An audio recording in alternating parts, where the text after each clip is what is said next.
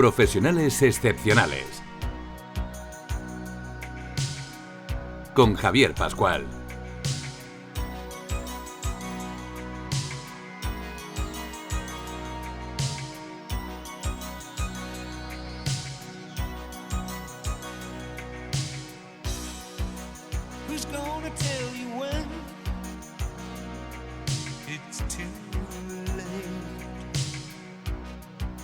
Con el patrocinio de la Fundación para el Fomento de la Innovación Industrial.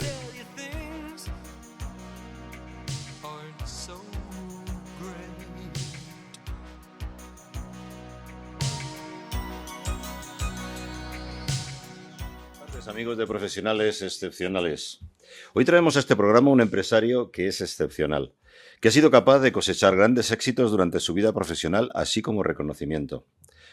Su labor en el emprendimiento puede ser considerada por muchos todo un ejemplo. Ha sabido crear no solo empresas, sino asociaciones, como ahora veremos, que velan por el desarrollo de sectores claves para el desarrollo social de nuestro país. Con él hablaremos de su experiencia, sus logros de emprendimiento, de cómo lograrlo y de cómo ser capaz de gestionarlo, que también es muy difícil. Y también de la necesidad de formación y adecuación de la universidad y de la formación profesional a las necesidades de la empresa actual. También vamos a hablar de la sociedad civil y el papel que le corresponde jugar en el desarrollo social y económico, como antes decíamos. Me estoy refiriendo a Cristóbal Molleja, que tengo aquí a mi derecha. Cristóbal es el fundador de Montajes del SAZ, compañía que creó hace más de 30 años con la visión de aportar soluciones de salas limpias con los más altos estándares en sectores de alta exigencia.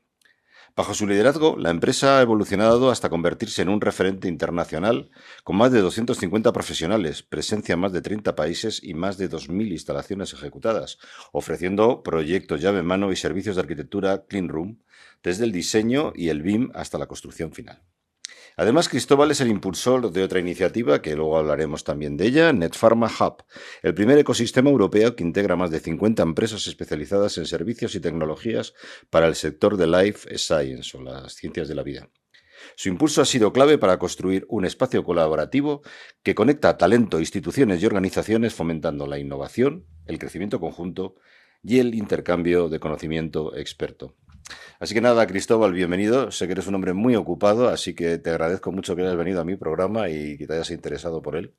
Es un verdadero placer tenerte aquí. Gracias a vosotros y buenas tardes a todos. Pues si te parece, Cristóbal, empezamos con la primera parte, que es esa en la que os pido que, porque este es un programa que quiere dar sobre todo una visión personal vuestra como personas y aparte luego como profesionales nos vas a contar tus experiencias, pues que nos cuentes un poco de cómo ha sido tu vocación, tu historia personal, añadiendo los detalles de tu experiencia profesional que yo no he dicho en mi presentación. Luego, si quieres, ya entramos, de hecho, en tus dos empresas importantes, pero ahora háblanos un poco de tu vida. No sé si eres de Madrid o eres de otro sitio y viniste aquí a hacer fortuna o a formarte. Cuéntanos un poco. No, bueno, soy de Madrid, nacido en Madrid, pero siempre digo un chascarrillo que creo que viene a colación, y es que digo que tengo tres sangres.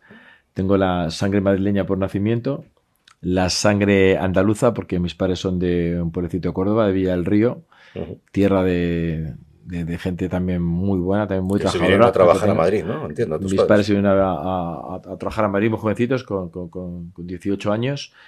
Y tengo la sangre catalana, porque bueno, también pasaba muchos veranos en Mataró, y mi tío en Mataró pues era una persona, ha fallecido hace unos meses, muy trabajadora, y tú escogí un poco esas tres culturas, ¿no?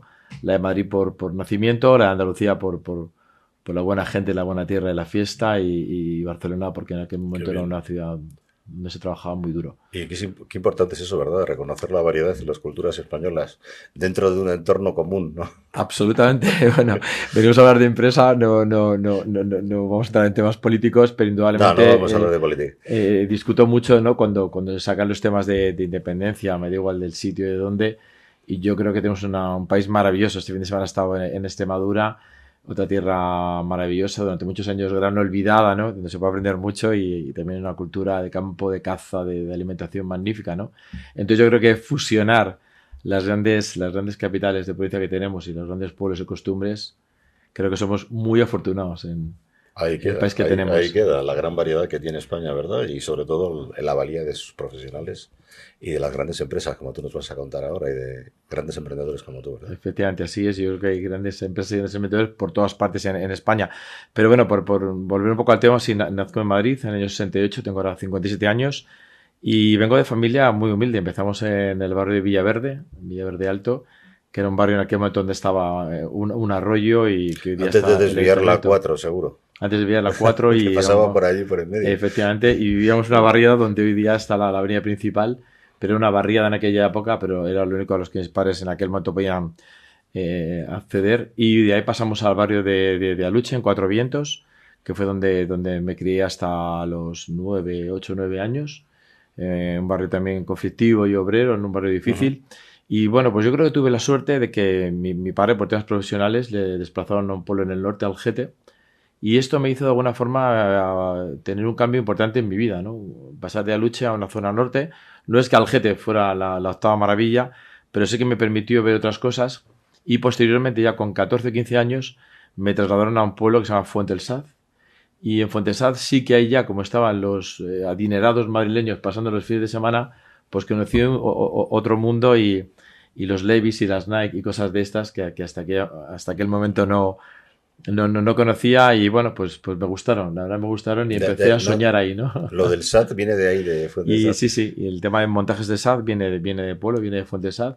Hoy día mucha gente de marketing me dice que tengo que poner un nombre más tecnológico a la compañía, pero me niego en rotundo porque creo que es maravilloso mantener las raíces y también es muy gracioso que mucha gente contrata empresas de marketing, que sin duda lo hacen muy bien, para buscar el nombre para las compañías. Y yo estaba en clase de economía en el CEU a las 9 de la noche y le dije a uno de mis compañeros, primero tengo una empresa de montajes y surgió de manera accidental, tu pueblo es Fuentesad, ¿no? Sí, pues ya está, por montajes de SAD, por montajes de SAD.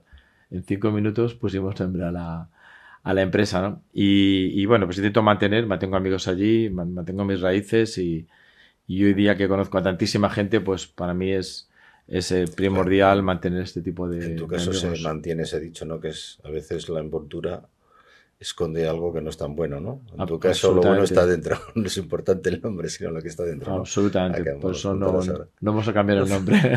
Haces bien, haces bien. Yo creo que hay un modismo ahora en esto de los nombres que aparte algunos dices, bueno, los hacen inversores multinacionales de estos que además no se dan cuenta que mal suenan en algún idioma. No voy a decir cuál, pero hay uno por ahí que echamos gasolina Absolutamente, que bueno, absolutamente. entiendo que no esté bien lo de que tenga todavía nombres de aquella época gloriosa, Sin duda, sin pero duda, la sin que duda. tiene ahora es difícil, ¿eh? Madre mía. Bueno, Es muy difícil. Sí, pero bueno, yo creo que es muy importante mantener esas raíces. El día 6 de septiembre es la Virgen de Fuentesad y para mí es sagrado estar ese día 6. Este año con la escayola por mi rotura de tendón de Aquiles, pero ahí estaba con mi escayola el día 6 subiendo a la Virgen desde la ermita a la iglesia y compartiendo con mis amigos de infancia ese día y es un ritual para mí sagrado durante todos los años, ¿no? O sea que es duro eso además del tendón de Aquiles, ¿eh? sí, Yo he ha tenido sido una amigos que etapa. me han roto y es difícil de curar luego, ¿no? Una etapa dura, pero no. Ahora voy a fisio todos los días, de 7 de la mañana a 11 y vamos viento en popa. Jugaremos al pádel para el mes de marzo, si Dios quiere, no hay problema. ¿Qué estudiaste o cómo te formaste? Pues mira, yo he sido muy mal estudiante, tengo que reconocerlo. Suspendí selectividad. Entonces, suspender selectividad me veía con la necesidad indudablemente de seguir formándome, pero ese desconocimiento de hacia dónde vamos, ¿no? Yo creo muy típico de los 19 años, 20 años. Entonces decidí irme a la mili, me fui a la mili, a la Guardia Real, Infantería Marina, una experiencia Buen maravillosa, sitio ese. muy buen sitio, muy buen sitio. Fue un año y medio maravilloso, conservo todavía grandes amigos ahí, y mi amigo Carmona en Córdoba, con el que para mí es mi hermano. Y eso me hizo también un poco abrir los ojos, ¿no? Junto con lo de Fontesat que te decía antes y la Guardia Real, porque conoces gente, te das cuenta de las posibilidades que te ofrece la vida. Y cuando me licencié, que me ofrecieron quedarme en el cuartel y seguir una carrera militar, dije que no. Me marché, me matriculé en formación profesional en el CEU. Entonces, para poder pagarme los estudios por la tarde, por la mañana trabajaba de soldador de 7 de la mañana a 3 y de 4 a 10 iba todos los días a a la universidad a sacar una formación profesional de grado superior en Administración de Empresa y Marketing, que es la formación que tengo. O sea, no tengo ninguna formación de carrera superior y, sinceramente, si lo hubiese tenido, como digo a mis hijos, me hubiese venido muy bien, pero creo que con los miembros de la FP de aquella época y los de hoy se pueden hacer grandes cosas y muchos empresarios de este país vienen con formación de profesional y han hecho grandes empresas y grandes proyectos. Y ¿no? luego la formación que da la vida. Y la Y formación las que da la ganas de vida, aprender sí. que tiene uno. Sí, la formación que da la vida y también, sin duda, yo digo que el buscarte la vida, aparte de la formación de la vida, es buscarte la vida todos los días, no tener miedo a nada. Yo creo que he sido una persona en ese sentido muy valiente y me he tirado a muchas piscinas vacías con tal de cumplir el sueño y de que la empresa y el proyecto saliera adelante, ¿no? Entonces, yo creo que mi Has historia aprendido de tus profesional viene de ahí, fracasos, ¿no? entiendo. Sí, totalmente, totalmente. Como todo el mundo que aprende. Yo tengo un lema en la empresa y es que está prohibido, entre comillas, abrir una botella de champán, descorchar una botella cuando algo sale bien o cuando te da un proyecto, pero también pido que no se haga un funeral cuando hay un problema, ¿no? Yo creo que el equilibrio, Gets the Balance Right, la canción de Depeche Mode, una de mis favoritas, es un poco tener el equilibrio en tu vida, balancea tus problemas y tu vida y yo creo que es mucho más fácil salir adelante, ¿no? Y yo creo que es un lema que recomiendo a todo el mundo, ni te hundas ni te subas a la Torre Eiffel, ¿no? Muy bien. Tienes 2 hijos, ¿no? Tengo 2 hijos, tengo dos varones de 23 y 20 años, magníficos, magníficos. La verdad que he tenido mucha suerte. Me ¿Y te emociono. ayudan en la hablar de empresa ellos, ¿no? o todavía no? No, todavía no ayudan en la empresa. El mayor hace ingeniería y el pequeño y ya está haciendo algún pinito en ingeniería, ya nos acompaña en algunos proyectos, pero la intención es que termine esto, el máster este habilitante que se hace ahora, y luego vaya 2 años fuera a aprender, a hacer otras cosas de finanzas o lo que él quiera. Y el pequeño hace económicas y igual, cuando termine económicas también quiere marcharse a Francia 1 o 2 años, temas fiscales, tal. Y yo les he puesto encima de la mesa el reto, el objetivo, el sueño, llámalo como quieras, de que pueden venir a la empresa, pero que no es obligatorio. ¿Tú crees que lo harán? Es la frustración de muchos padres, ¿eh? No, en mi caso no es ninguna frustración. De verdad, mira, hace poco murió la hija de un gran amigo mío, Iñaki Logroño, una hija única, y ha fallecido la hija con 40 años de un cáncer. Cuando entré en el tanatorio, pues imagínate, este amigo se derrumbó, nos queremos muchísimo. Y me dice, fíjate, toda la vida trabajando, haciendo esto para mi hija, y yo le dije, no te engañes, no hacemos lo que hacemos para nuestros hijos, lo hacemos porque es nuestra pasión, nuestra vida, con lo que disfrutamos. ¿Que nuestros hijos pueden continuarlo? Sí. ¿Que van a tener una vida más cómoda gracias a nuestro esfuerzo? También. Pero no debemos escudarnos en nuestros hijos para desarrollar nuestras carreras profesionales y hacer lo que realmente queramos, ¿no? Y es mi caso. Yo me lo paso muy bien y a mis hijos lo único que les pido es que tengan la suerte que ha tenido su padre, ¿no? De hacer lo que ha querido y ser feliz con su Y disfrutar con su trabajando, vida. como yo siempre digo, ¿verdad? Que eso es, Yo disfruto eso es un lujo. muchísimo trabajando y todo el mundo le digo lo mismo. Digo, no vas a conocer a nadie que tenga la agenda de trabajo tan apretada, y tú lo sabes bien, que ya me conoces, como la de ocio. Yo tengo las 2 agendas siempre repletas y a mis hijos les pido lo mismo, que tengan sus agendas siempre repletas, tanto de trabajo como de ocio, que sean felices, ¿no? En ambas facetas de la vida, que si eso lo consiguen, yo creo que el ser humano es feliz. El que solamente disfruta una de las dos, yo creo que se pierde, Sí, se no, pierde pues es que es mucho. muy normal, ¿eh? Yo siempre lo digo, es muy normal que los padres quieran vivir las vidas de los hijos. No, yo Y sinceramente sobre todo no. luego y después, ¿no? Cuando al final terminas una época de tu vida en que tienes que estar centrado en tu vida, tus amigos, etcétera. Hay muchos que siguen metidos en la vida de los hijos, ¿eh? Sí. Y tratando de orientarles, decirles lo que tienen que hacer. Es muy normal, no lo sé. Yo no soy así, yo soy como tú, pero No, yo sinceramente con mis hijos tenemos la gran suerte, mi mujer y yo, de charlar con ellos muchísimo. Tenemos unas cenas magníficas, algunos días nos acostamos más tarde de lo que debiéramos por no cortar esas conversaciones. Y en la madurez hemos ido cambiando de conversaciones, indudablemente, y hoy día hablamos de economía, de política, de empresa, cosas que hace 10 años pues era un poco impensable. Y esto yo creo que les ayuda a tener una visión del futuro muy, muy enriquecedora, ¿no? Yo creo que les ayuda a ver realmente que si quieren mantener un nivel adquisitivo un poquito más alto que el de un asalariado normal, pues lo pueden tener continuando en la empresa del padre. Pero también le supone un esfuerzo, supone viajes, supone también muchos malos ratos, muchas cenas hasta altas horas, muchos madrugones, muchos aviones. Y yo creo que les inculcaban en esa cultura del esfuerzo, que es la palabra que más Uf. echo de menos en nuestros queridos políticos, ¿no? Pues si lo consigues ya será un reto, porque hoy en día lo del esfuerzo no... Pues no se sí, ve sí, mucho. sí, lo estamos consiguiendo y son Esfuerzo y dos chavales valores, las dos cosas. sí, son dos chicos que en fines de semana se van a hacer sus cositas para ganarse un duro y están siempre intentando buscarse la vida. Y no porque les falte nada, sino porque ellos se sienten mucho mejor Por la realización propia, para su propia personal, realización, ¿no? lógicamente. Y es algo que han visto en casa que tanto su madre como yo les hemos educado en este camino, ¿no?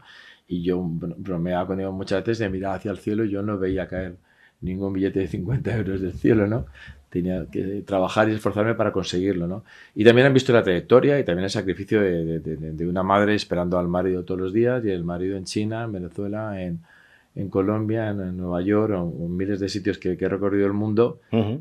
Y eso supone un esfuerzo muy importante y si realmente eso también la madre ayuda a transmitirlo a los hijos, pues yo creo que generas un caldo de cultivo muy potente para crear dos buenas personas, que es lo que hemos intentado Ana y yo, y dos grandes profesionales, ¿no? Es un poco el objetivo, ¿no?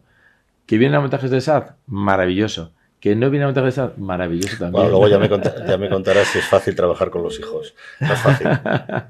No es fácil. No es fácil. No será fácil. No es fácil. No será fácil ni en tu caso ni en ninguno, porque los No. hijos al final tratan de demostrar que ya son mayores. Siempre te van a tratar, tú eres su padre, de demostrar que lo pueden hacer tan bien o mejor que tú.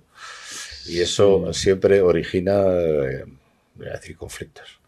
Pero hay ejemplos. No sé si en una entrevista así radiofónica se pueden decir nombres de empresas. Sí, Pero mira, aquí ayer, decimos cualquier cosa. ayer y el viernes me tuve una reunión con uno de mis mejores clientes, por decirlo de alguna manera, pero me hizo mi familia, que son los dueños de la compañía Normon Farmacéutica, y trabajo con los hijos que lideran ahora el proyecto, generación de 40 años, tercera generación. Yo empecé con su abuelo, he tenido una magnífica trayectoria profesional con sus padres y ahora estoy con ellos y son una gente que ha mamado eso, ¿no? Ha mamado el primera hora en el laboratorio, la responsabilidad, el esfuerzo, el sacrificio, y no porque necesitaran esa parte económica, sino porque realmente los padres han educado en eso y ellos disfrutan con esa tarea, Yo creo lo cual es posible, ¿no? Por mi experiencia, yo creo que lo que pasa es que normalmente nosotros a los hijos les vemos que tienen que pueden estar equivocándose o que lo pueden estar haciendo diferente a nosotros, lo cual no es malo. Lo malo sería que nos copiaran. Lo bueno es que ellos tengan su propia iniciativa y que sean cosas diferentes. Pero eso es lo que yo te decía, que puede generar conflicto en algún momento, ¿no? Porque o bien se están equivocando y no les puedes decir que se están equivocando, porque pueden ocurrir dos cosas, que el que te estés equivocando seas tú, porque tu modelo ya no esté funcionando como debería funcionar en estos momentos, porque ahora han cambiado las cosas y ellos tengan razón. Con lo cual, lo mejor es dejarles, no tratar de influir más de lo necesario con tu experiencia y a veces aguantar y decir, bueno, se la va a dar, pero se la tiene que dar. No hay más remedio cuando empiezan a andar, ¿no? Que no puedes evitar que aprendan cayéndose, ¿no? Pues esto es lo mismo, ¿no? Yo creo que hay una especie de juego. De todas formas, tengo que decir, por mi propia experiencia también, que trabajar con tu hijo al final es una gozada. Sí, es muy bonito. Sí. Sin duda. Ahora estoy compartiendo ya con el mayor estos meses y él, fíjate, haciendo quinto también, o sea, está trabajando muchísimo y el pequeño ha estado este verano también en la parte de finanzas, hace tercero de económicas, como he dicho antes, y la verdad que es magnífico y maravilloso y llegar a casa y comentar la jugada, ¿no? Y por supuesto, yo quiero que ellos salgan 1, 2, 3 años, lo que consideren, para que, bueno, también pongan en marcha sus sueños, cometan sus errores, como tú decías antes, que es muy bueno. Y si vienen bien y si no vienen, pues ya veremos lo que hacemos, ¿no? A ver, yo creo que tenemos que entrar ya, si te parece, Cristóbal, hablando de tu sueño, ¿no? Supongo uno de tus sueños. ¿Cómo empezó lo de... Nos has esbozado antes un poco lo de montajes del SAD, sí. Ahí en inspirándonos en Fuente del SAD, ese sitio tan bonito al lado de Madrid. ¿Cómo surgió la idea o cuándo la fundaste? Pues mira... ¿Estabas todavía estudiando? Estaba estudiando, yo creo que estaba todavía en 2 cursos, yo creo que estaba mucho en segundo, y como yo estaba, como te decía antes, trabajando de soldador para poder pagarme los estudios y los 4 caprichos, dio la casualidad que me enviaron en la empresa a soldar una instalación de tubería en laboratorios Alter, Mateo y Nurria. ¿Soldando con soplete? No, soldaba con la eléctrica. Sabía soldar con eléctrica, pero soldaba con aportación, con plata. Porque soldábamos inoxidable. Eran soldaduras radiografiadas posteriormente, era una soldadura de alta especialización y yo tuve la fortuna de que mi padre me me había enseñado a soldar en las diferentes Pero si maneras llegaste a y tal. certificarte, no sé qué estás haciendo negocios por ahí, porque esta gente cobra una fortuna. Pues mira, en aquella época yo te puedo decir que también con mi padre lo hablaba en aquel momento. Yo creo que en aquel momento yo ganaba 300.000 pesetas del año 91, 90, 91. O sea, era una barbaridad de dinero. No se lo sé. Que mucha gente se sorprendía y que por desgracia hoy un soldador muy bueno le cuesta mucho llegar a ganar ni el 50% de ese dinero 30 años después, Yo imagínate. recuerdo una huelga que hubo en Puerto Llano de los soldadores de tubería. Sí, En sí, sí, Puerto sí, Llano sí. había mucha obra de tubería y había pocos. Estoy hablando de hace 25 años a lo mejor, cuando yo estaba en Imitec. Sí. Yo hice... Y me enteré entonces en la fortuna que llegaban a Ujú. cobrar, porque claro, son radiografía, son soldaduras que hay que radiografiar, Conocer, tienes eso que es. tener una certificación, es una soldadura muy difícil. Exactamente. Y esto al final pues a mí me daba pues una cierta estabilidad para mis caprichos. Vivía en casa con mis padres y para pagarme los estudios, porque te decía antes una escuela privada. Pero de una casualidad, bueno, te voy a hacer un pequeño inciso. Cuando yo terminé la Guardia Real, yo hice buceo en el centro de Cartagena, el buceo de la Armada. Ujú. También una experiencia maravillosa, muy dura, muy dura. Y me ofrecieron irme de soldador a una plataforma en Argelia, me ofrecieron 1 millón de pesetas al mes. Año 91, imagínate. Pero bueno, me dije, no me voy tan lejos, no. En aquel momento no me vi con fuerzas para eso. Y como te decía antes, estaba en Alter soldando y vino una compañía francesa. En aquella época cambió la normativa. Se obligaba a todas las compañías farmacéuticas a fabricar los medicamentos dentro de este tipo de áreas, de salas blancas, Ujú. zonas estériles en casos de inyectables. Y en la compañía francesa que vino a hacer este proyecto, pues empezamos a hablar, a charlar y qué hacéis y no sé qué, no sé cuánto tal. Y de repente un día me dicen que si podemos ir a ayudarles, a empezar a hacer cositas y tal. Y yo digo a mi jefe, pues mire, yo creo que esto es el futuro, ¿por qué no hacemos dentro de esta empresa el montaje de estas salas blancas con los franceses que tienen muchísimo trabajo Ujú. porque la normativa era europea, ¿no? Mi jefe en aquel momento pues no me hizo mucho caso, la verdad, pues tenía 21, 22 años y bueno, pues me marché de esa empresa, me fui al INEM, una vez que ya con los franceses acordé empezar a trabajar con ellos, me fui un Ujú. tiempo con ellos, aprendí como ayudante, barría, planchaba, fregaba, hacía todo lo que me pedían, pero estuve como 8 o 9 meses yo solo aprendiendo con ellos como ayudante y surgió una oportunidad de la compañía de Lili de hacer una sala blanca que el material lo mandaban los franceses a esta compañía. Lili la de Alcobendas. Lili en Alcobendas. Entonces, en aquel momento, pues con esta compañía francesa me proponen que yo haga el montaje de esta instalación. Claro, yo no tenía dinero, ni tenía operarios, ni tenía nada, pero bueno, ya me conocían, mi forma de hacer, mi forma de trabajar, y les propuse que si ellos me daban todo el material, yo montaba una empresa y así hice. Di de alta la empresa, me fui al INEM, contraté a 8 o 9 personas diciéndoles que no tenía ni un duro, pero que íbamos a ser la mejor empresa de salas blancas de España. Así que por favor que confiaran en mí y en el momento que yo tuviera dinero, los franceses nos pagaran, que yo les pagaría y así fue. De ese grupo de personas, pues 2 o 3, 4 están jubiladas ya, 2 de ellas fallecieron por cáncer, por desgracia, y hay otras 2 o 3, pues 4 o 5, no lo sé ya, que continúan trabajando conmigo 32 años después, ¿no? Y ahí empezamos a hacer esta sala blanca en Lili. Yo ahí estaba con mi mono y con mi C15 que compré de octava mano y hacía el montaje y los fines de semana pues hacía el control contable, a los partes, analizaba planos, Do it preparaba yourself, todo, todo, ¿no? todo y así estuve durante 10 años con el mono de lunes a viernes o a sábado, domingos contabilidad, mi mujer conmigo estudiando su carrera, ingeniería industrial y no llevábamos ni el 50% de esa instalación cuando esta propia compañía francesa ya me empezó a ofrecer otros montajes, con lo cual tuve que empezar a contratar gente a través del INEM, que el INEM de aquella época pues sí que era la única forma que había de alimentar profesionales y empezamos a crecer y empecé ya a hacer Baxter en Valencia, Boehringer en Barcelona, Ujú. FAES en Bilbao, bueno, pues empezamos a coger muchas obras y empezamos a crecer y ya 2 o 3 años después pues ya empezamos a hacer proyectos en China, en Argentina, en Venezuela. ¿Cómo se sale a China? ¿Te ha ayudado la administración Pues mira, o contactos? nada. Salimos a China a pulmón, como hacemos muchos empresarios que en aquella época no sabemos ni lo que es la administración.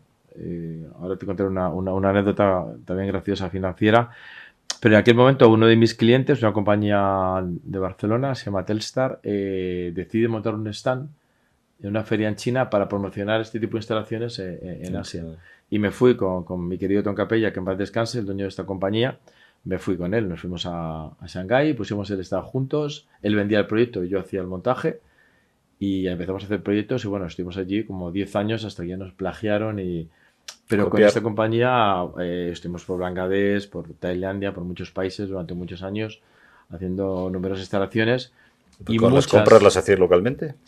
No, enviamos todo el material desde aquí y luego ya en China ya empezamos a fabricar los paneles allí y algún material en China que enviamos directamente a los proyectos.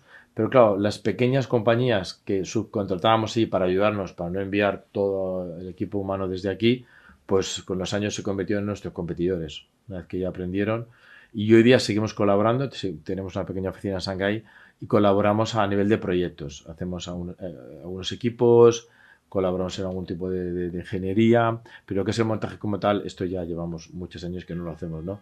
En Sudamérica sí seguimos haciendo instalaciones también, en Medilis, y ahora lo que es cada vez hacemos más cosas y vamos a hacer más cosas en Europa.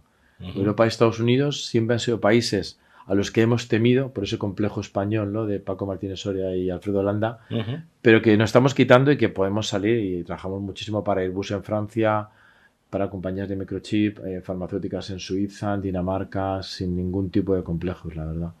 Y es el horizonte futuro, más que mirar hacia abajo, hacia el sur, hacia Asia, es mirar hacia Europa. Siempre que veo a gente como tú, pienso si realmente el gobierno está a la altura de nuestros empresarios. Pues el gobierno... lo dejamos para el final. Lo dejamos para el final, pero fíjate, Soraya Sánchez Santa María, que eran las más bajitas, fue la única que estuvo un poco a la altura, ¿no? O sea, en su momento, pero es verdad que... Tuve la oportunidad de verla en persona una vez, en un acto de estos, en un evento de Santander. Me sorprendió el desparpajo que tenía. Absolutamente. Y qué capacidad de contacto. De trabajo. Sí. Tuve la suerte de conocerla cuando hicimos las salas blancas para el ébola en el Hospital de Carabanchel del Ejército, Hospital del Aire. Y ahí hicimos una obra impresionante pagada por la OTAN y la verdad que ahí tuve la suerte de conocerla y me pareció una grandísima profesional. Ya no te hablo como político, pero sí que preocupada por lo que estábamos haciendo, ¿no? Y es complicado encontrar eso. Dejamos para luego los secretos de tu éxito. Fenomenal. Vamos a hablar de Netpharma. ¿Cómo nace Netpharma? Porque eso es otra gran realización tuya. Es otro reto también accidental, ¿no? Igual que montaje empieza de manera accidental, porque mucha gente te dice, oye, quiero montar una empresa, ¿qué hago? Yo siempre digo que el tren pasa, lo que hacer es subirse al tren, ¿no? No esperes nunca al siguiente tren. Y en Netpharma ocurre lo mismo. Yo en el año 2012, pues Montaje Sad ya tiene un prestigio importante, pues más de 1000 instalaciones hechas, y muchas compañías farmacéuticas o muchos miembros de estas compañías nos llamaban para preguntarnos quién te hace regulatory, farmacovigilancia, un análisis toxicológico, quién hace una evaluación de un producto, ayúdame a comercializar, o tengo este problema o este otro, ¿no? Y yo con mi triste inglés ya empecé a participar con una asociación que se llama ISPE de Ingeniería Farmacéutica, con EPIMIFA, con esta serie de asociaciones, y siempre luchaba desde muy jovencito, y la gente me miraba un poquito extrañada, de que la competencia no estaba entre las compañías farmacéuticas españolas, la competencia estaba fuera de nuestras fronteras, que mientras más nos diéramos la mano aquí, más fuertes seríamos de cara a competir con Francia, con Alemania, con Inglaterra o con Estados Unidos.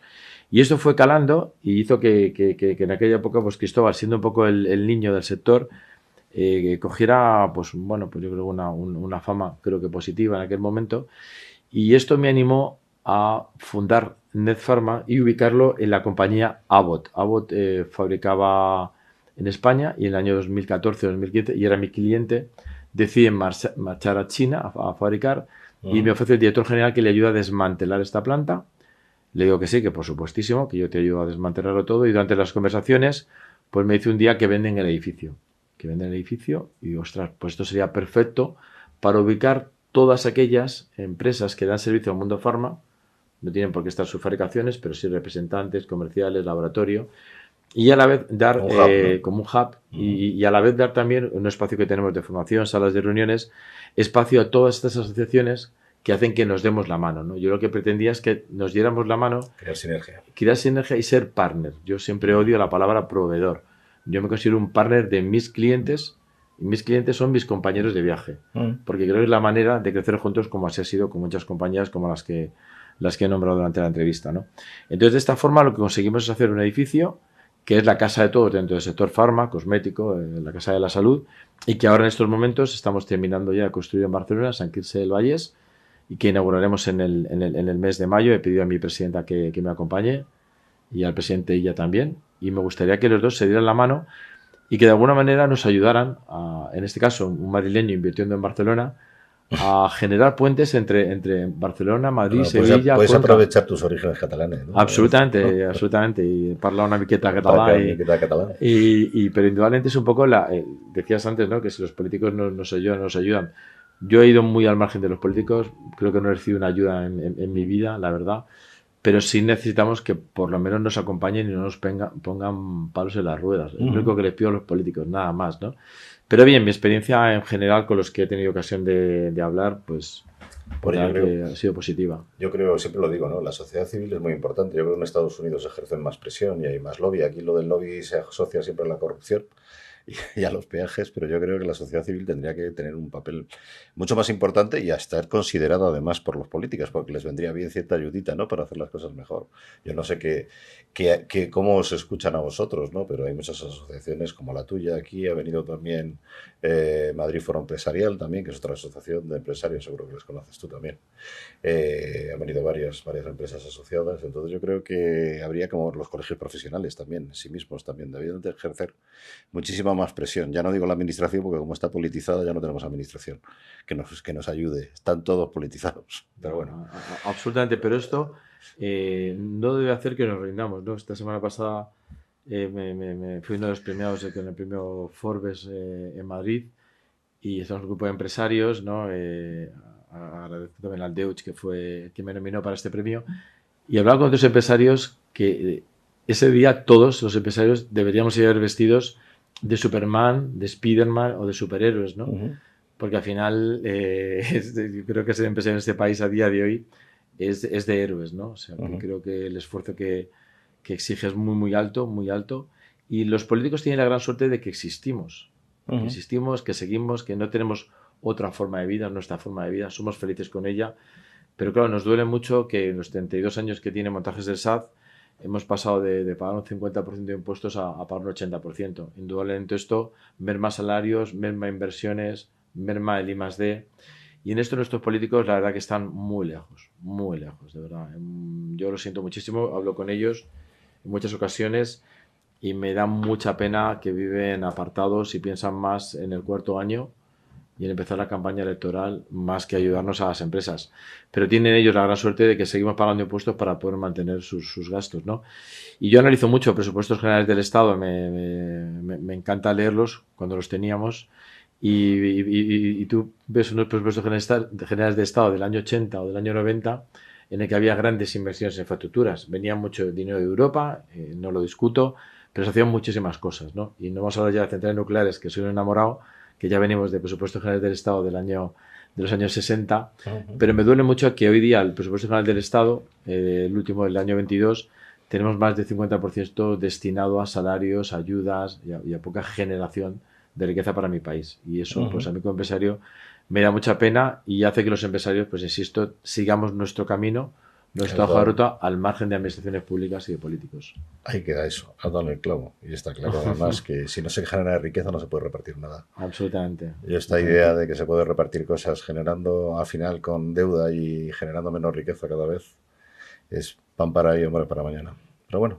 Absolutamente, pero estamos también en una situación, una época también complicada hasta de poder mantener, como estamos haciendo tú y yo, esta conversación y creo que el debate enriquece y estamos en una época que hemos perdido el debate, ¿no? Y creo que eso no nos escuchamos y por desgracia mi generación o muchos mis amigos vivimos al margen de la política, ¿no? Vivimos por la mañana la emisora que toque, cada uno con su ideología, aunque yo, mi hijo pequeño Javier me dice siempre que tengo que oír la que no me gusta también y lo hago, pero a veces te cansas, ¿no? Te cansas de escuchar cosas que al final no aportan nada a esta sociedad y lo que hace es separarnos, que vivimos cada vez más sin polarizado. duda en la época de la polarización. Lo cual impide el diálogo y sin diálogo no hay acuerdo y si no hay acuerdo todo al final se termina en inmediatez.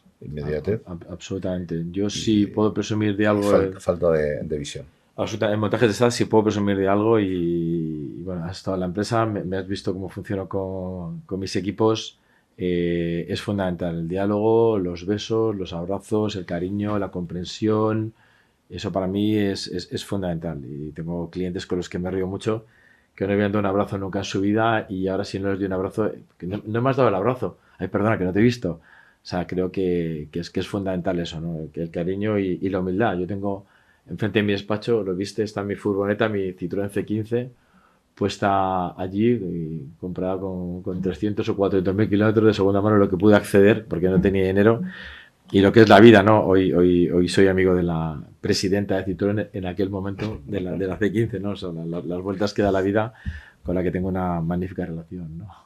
Pero bueno. Muy bien, si te parece hacemos un pequeño corte y seguimos después hablando Fantástico. ya de todo eso que nos ibas a contar ahora sobre los secretos del éxito Estupendo. de Cristóbal. Gracias.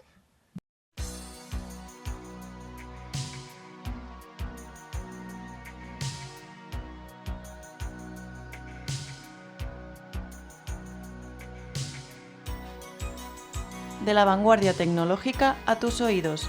Profesionales excepcionales. Iluminando el hoy y acercando el mañana.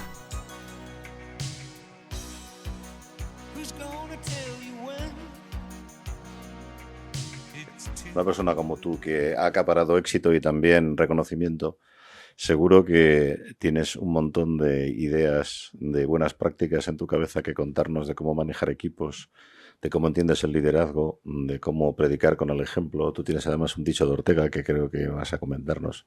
Así que te doy pie a que empecemos esta segunda parte con ello y luego, si quieres, ya enlazamos un poco con el emprendimiento, tocamos un poco el tema de formación. Perfecto. Hablamos un poco de la formación profesional que tú eres entusiasta y ya vamos cerrando un poco hablando de futuro. Así que te dejo empezar. Fantástico. Bueno, pues comenté el chascarrillo de Amancio Ortega. No leía, me encanta leer de estos grandes maestros y siempre digo que en más de una ocasión yo quitaría la Cibeles o Neptuno, que mis amigos de Atleti me dicen que no, que quitemos mejor la Cibeles para colocar el busto de grandes empresarios como Amancio Ortega, que creo que le debemos mucho en este país, ¿no? Pero a mucha gente joven les digo que estos tienen que ser sus referentes. Pues otra persona a otro nivel que también empieza una pequeña tienda, una pequeña localidad y fíjate lo que ha sido capaz y la cantidad de puestos de trabajo que ha generado, ¿no? Hoy. Con lo cual, sin duda, creo que es importante conocer la historia de estos grandes empresarios, ¿no? Bien, vamos a nombrar a Alsa también, que le conocerás. Bueno, también, otro que también empezó con un autobús. Por supuesto. Mira, con flota en todo el mundo. Alsa empezó con autobús. A Jacobo te mando un fuerte abrazo y a mi niña, que adora a la hija de Jacobo y es una grandísima... Ahí está el futuro, la hija de Jacobo.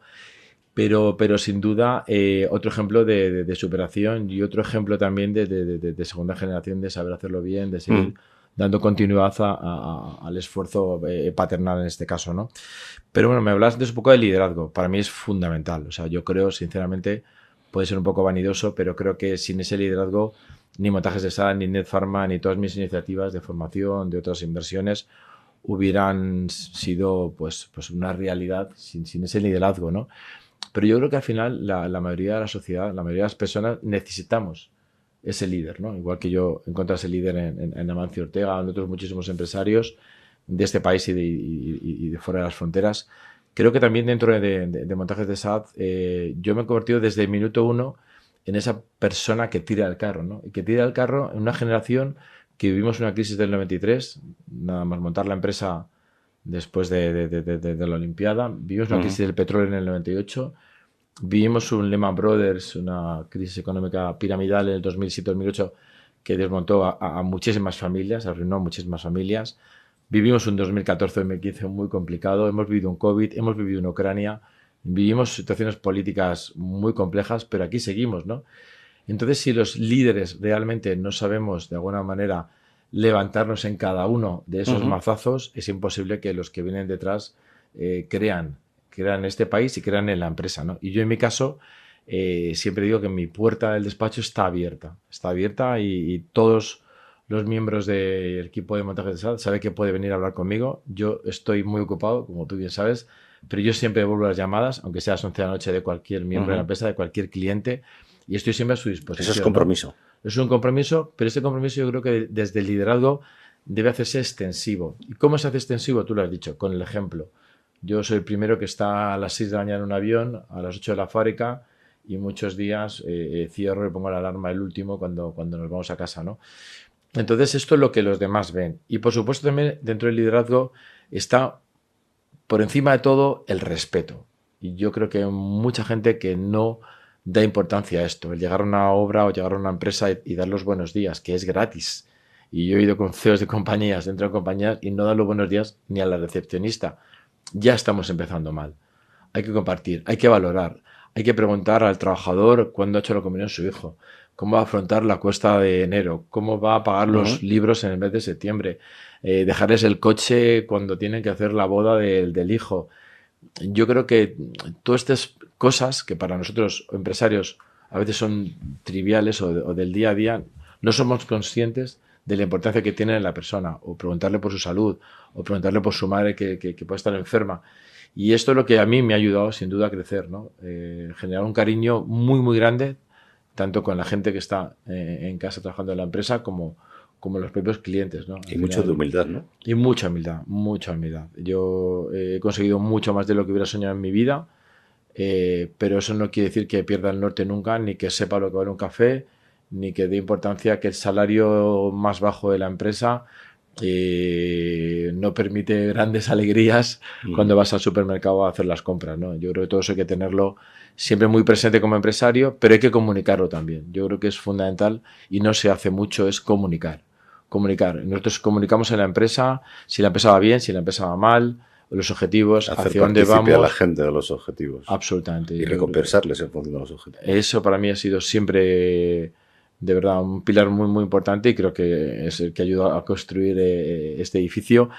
Y al final yo creo que no es tan difícil, ¿no? Porque muchas veces te das cuenta que vamos todos tan al límite, tantas cosas, tantas reuniones, tantos compromisos, que nos alejan de eso, pero no pasa nada. Hay que esforzarse por sacar ese minuto también para tomarte el bocadillo o el café con el que barre la nave, que si la nave está sucia, ya la imagen de mi cliente es mala.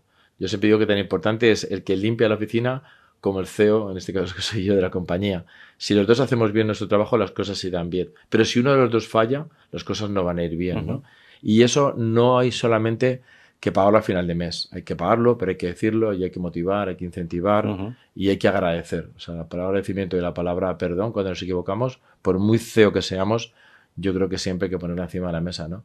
Y eso para mí son las herramientas básicas del liderazgo. Sí, una cosa, cosa además relacionada con la humildad, que es el decir siempre, no lo sé, repítemelo. Por favor, y no cuesta nada. No pasa nada. Y no He cuesta visto nada. tanta gente, además, bueno, esto viene ya de cuando estudias, ¿no? De estudiante. Gente que tiene pánico a decir, no he entendido nada. Sí. A mí me ha pasado mucho, sobre todo trabajando en ambiente internacional, entre que estás hablando en otro idioma, ¿no? Y que además piensas, oye, lo mismo yo soy tonto y los desde fuera son más listos, ¿no? Porque claro, siempre empiezas a pensar que si están hablando inglés y son franceses, a lo mejor son más listos o ingleses. Yo me he hartado de decir, mira, no acabo de entender nada. Pero nada. No. Y no pasa nada. No pasa nada. La gente no te mira mal ni te piensa que eres más tonto, todo lo contrario. Porque por lo menos estás diciendo algo. Hay gente que se calla y que se le ve que no está entendiendo absolutamente nada. Pero no lo dice por vergüenza, ¿no? Yo creo que eso es un problema muy grave también. Y la palabra pasa ayudar, mucho ¿no? en España también. Pasa mucho y la palabra ayudar. O sea, yo como CEO que soy, yo estoy todos los días con mi equipo pidiendo que me ayuden y que trabajemos en equipo, ¿no? Y que al final yo soy el CEO y el dueño de la empresa, pero no soy Dios. O sea, no tengo siempre por qué llevar razón, ni por qué ser el más listo, ni el más conocedor. Todo lo contrario. Creo que el éxito está, y yo creo que lo he conseguido, de rodearme de gente muy buena, gente formada, gente comprometida, y eso es lo que me ha traído hasta aquí, ¿no? Y hay muchos empresarios, me he encontrado con ellos y con directivos que no contratan buena gente para que no les quiste el puesto de trabajo. Sí, es un error de muchos jefes. Y creo que es un error grandísimo. Y siempre hay que tener buena gente abajo para que te empujen. Tú puedes llegar mucho más arriba. Pues, oye, la gente te va a empujar siempre. Absolutamente, ¿no?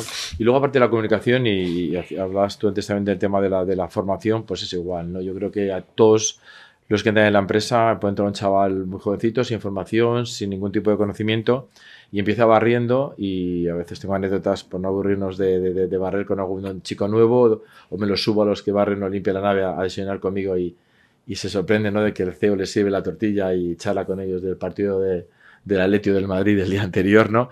Creo que eso te hace grande, pero también hay que decirles siempre que quiero un plan de formación, que quiero un plan de carrera. O sea, si al año siguen barriendo, les invitaría a que se buscaran otro trabajo. O sea, si empezamos barriendo, pero mañana tienes que colocar tornillos, y pasado tienes que saber montar, y dentro de 2 años tienes que saber soldar, y tienes que tener un crecimiento. Pero esto pasa también porque el CEO y porque los directivos de la compañía o recursos humanos lo trabajen. Esto no es gratuito y es algo que nosotros también desde Netpharma hemos trabajado muchísimo, ¿no? El tema de la formación.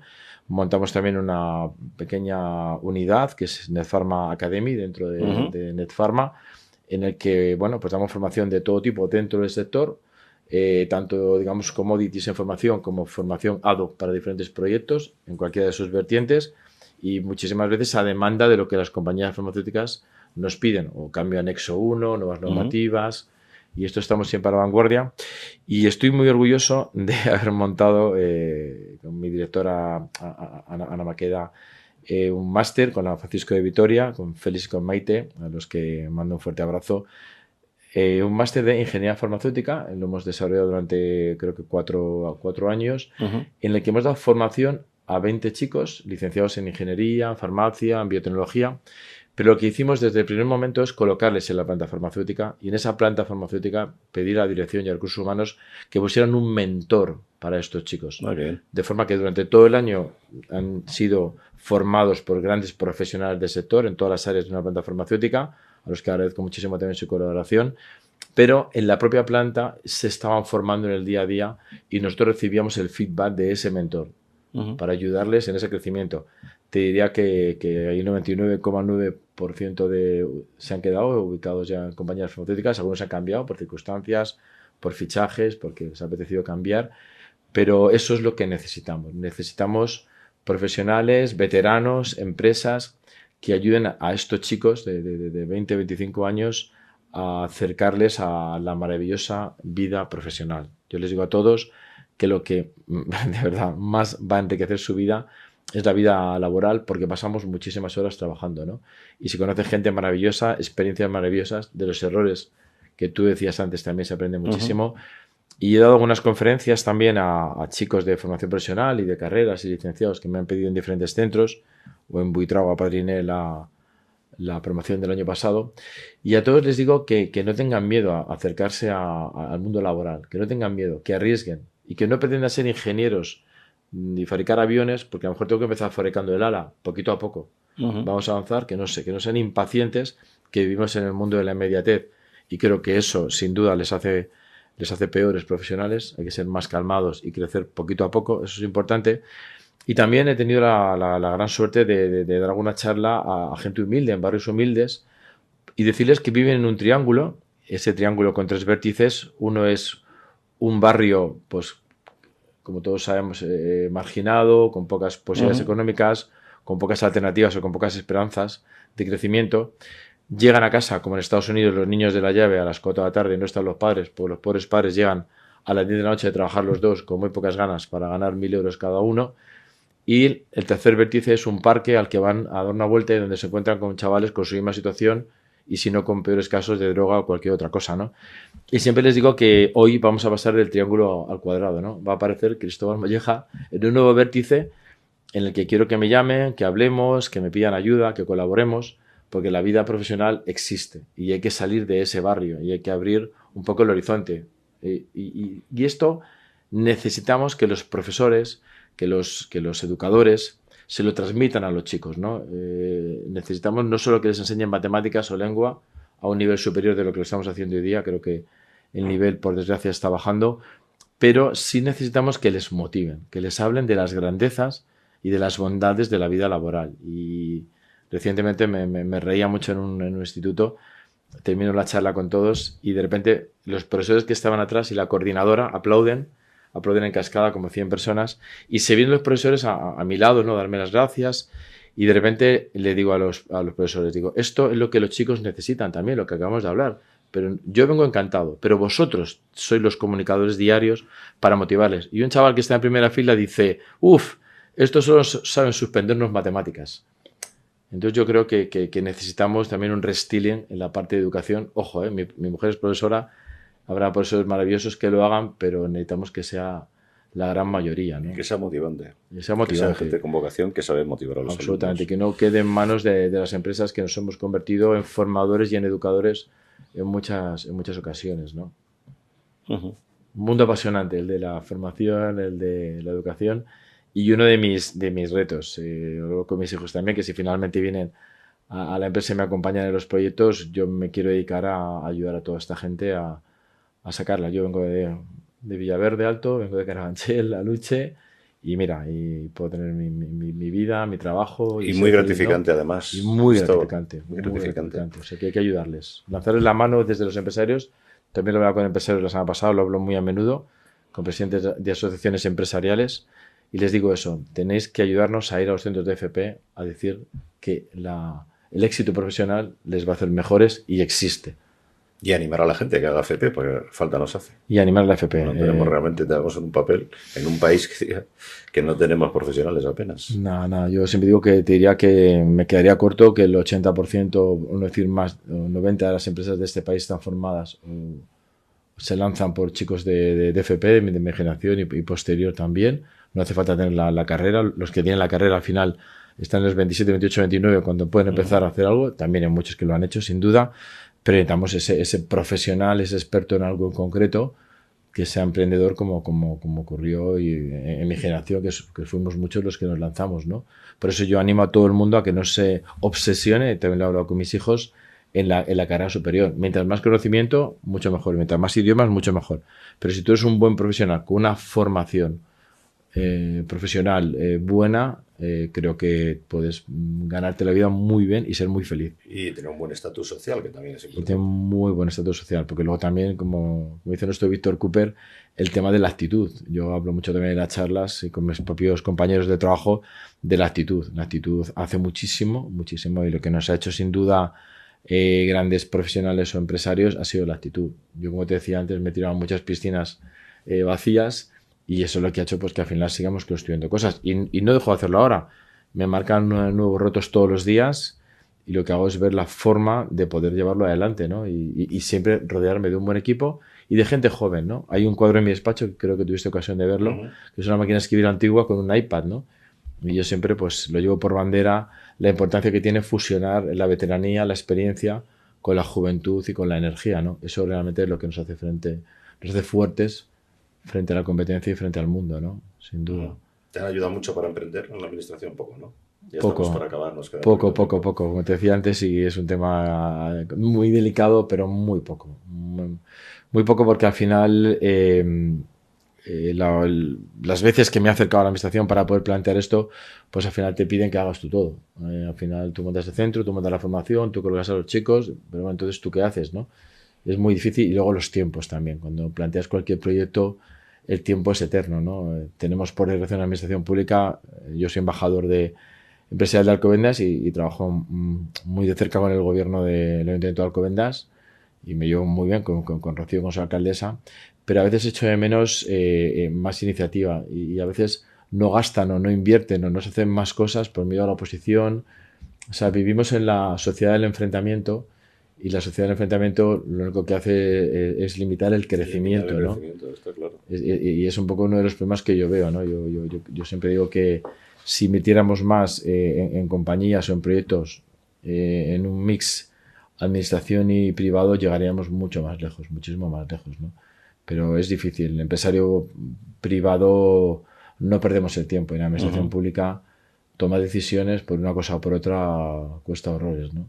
Y no porque no haya grandes profesionales, también hay grandes políticos que creo que son buenos profesionales, pero por una cosa o por otra siempre están atados de pies y manos, ¿no? Y salen más en los periódicos los que hacen las cosas mal que los que hacen las cosas bien. Por desgracia.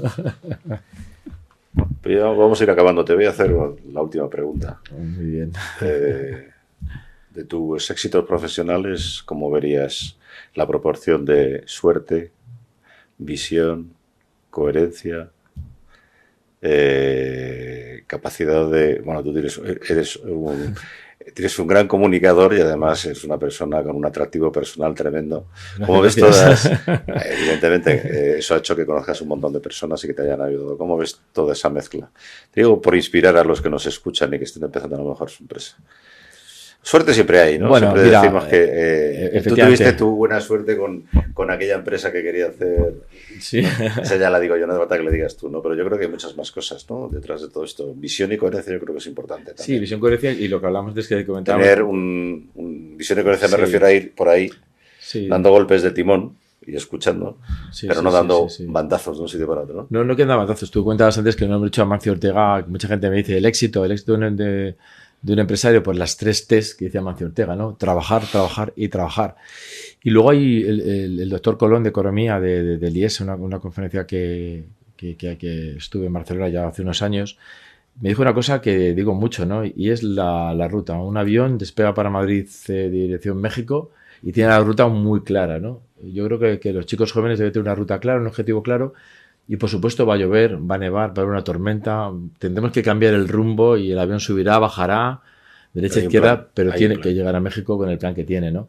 Y esto es lo que yo recomiendo a todos los jóvenes. Vamos a montarnos un plan y vamos a esforzarnos. Y pongo el ejemplo, sabes que amo el arte y lo sabes, y pongo el ejemplo de los pintores. Tengo grandes amigos pintores, a los que mando un abrazo, que no es fácil la trayectoria de un pintor. De repente no venden ningún cuadro, como que venden 3, como que están 5 años que no venden, pero quieren seguir siendo pintores y son pintores, y al final el que es bueno y el que quiere llega a ser un gran pintor, ¿no? Y esto puede extrapolarse a cualquier profesión, ¿no? Con lo cual siempre le digo, oye, tú cree en tu proyecto, pero lucha y esfuérzate por conseguir tu objetivo, ¿no? Perfecto, Cristóbal. Pues se nos acabó el tiempo. Así Nada, que vas a tener que volver. Pues nada, encantadísimo, un placer, de verdad. Me he quedado con ganas de seguir charlando contigo. Creo que eres Igualmente. una persona que puede inspirar a mucha gente y eso hay que aprovecharlo. Bueno, ya veo que no paras de dar cursos y de formar a la gente. Has dicho una cosa que no me quería quedar sin comentar. Empezamos hablando de familia y de tu éxito personal como familia, como pareja, has dicho, de tus hijos, ¿no? Yo creo que también yo diría también que es tan importante como el plan y la visión y el plan que tengas que tener como empresario, el plan y la visión que tienes que tener con tu propia pareja. Tienes que tener un plan de vida en común. Yo creo que también muchos matrimonios fracasan hoy en día por eso que tú estabas retratando, ¿no? El avión. Entonces, si te haces un plan de vida y quieres tener unos hijos y quieres tener una familia que vaya a algún sitio, hay momentos muy difíciles y muy duros. Y yo lo sé vivido, ¿eh? Y evidentemente, no, pues es que no falta que me lo cuentes. O sea, yo no conozco a nadie que no haya tenido. Vivir en pareja es una lucha continua. ¿Es una lucha continua o no te relacionas? Claro, que hay parejas que digo, nunca han tenido ningún problema porque no deben hablarse. O sea, cada uno tiene su vida y es una solución. Y si no tienes hijos, fenómeno, porque claro, los hijos se enfrentan muchísimo con la educación. Sí, es un motivo de enfrentamiento, pero yo creo que sí. Pero yo hago un inciso y terminamos ese tema de la comunicación, ¿no? Yo a mi mujer la adoro, lleva muchísimos años ya juntos, hemos tenido nuestras crisis, pero tuvimos una crisis un poquito más importante, como creo que la tienen todas o muchas parejas, pero vivimos en la época del divorcio, ¿no? En la separación express y no te aguanto, y a veces por cosas absurdas, ¿no? Y yo pues tuve un tiempo que estuve un poco separada de mi mujer y tal, un periodo muy breve, pero nos dio tiempo a reflexionar, ¿no? A reflexionar, a pensar y nos dimos cuenta de que habéis construido en conjunto. Efectivamente, y nos hizo volver y hoy estamos una familia maravillosa. Pero yo creo que yo me voy a divorciar, digo, bueno, sepárate una temporada, observa el horizonte, piensa qué quieres hacer con tu vida y también el cariño que tienes por esa persona, ¿no? Y a mí me ha funcionado y hoy día estoy muy contento de esa unidad familiar. Cristóbal. Muchísimas gracias, de verdad. Piensa a ver cuándo vuelves. Pues nada, le ponemos fecha rápidamente. Muchísimas gracias, de verdad. Nuevas, lo que nos ha faltado hoy, seguro que cosas nuevas que va a ser seguido desarrollando. Muchas. Hay muchos temas nuevos, muy ilusionantes. Muchísimas gracias. De la vanguardia tecnológica a tus oídos. Profesionales excepcionales. Iluminando el hoy y acercando el mañana.